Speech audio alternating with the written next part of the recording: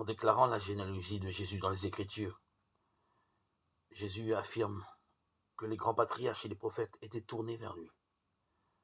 Abraham exulta à la pensée de voir mon jour. Il l'a vu et il s'est réjoui. Jean 8, 56. Si vous croyez Moïse, vous ne croiriez aussi, car c'est de moi qu'il a écrit Jean 5, 46. Car Moïse avait annoncé en effet le don de Dieu. Dieu ton Dieu suscitera pour toi du milieu de toi parmi tes frères un prophète comme moi que vous écouterez.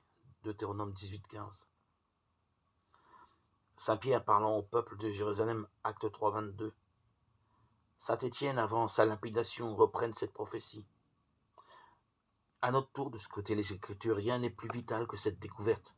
Comme le guetteur attend l'aurore des pressentiments que les hommes de la Bible avaient du Christ. Oracle de Balaam, fils de Béor.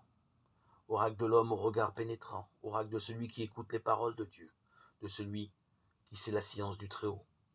Il obtient la réponse divine et ses yeux s'ouvrent. Je le vois, mais non pour maintenant. Je l'aperçois, mais non de près. Nombre 24, 15. Comme l'aiguille aimantée à des milliers de kilomètres est tournée vers le pôle, ainsi l'Ancien Testament vers la personne du Christ. C'est là ce qui nous fait vraiment saisir la dimension de notre Christ Jésus, Seigneur.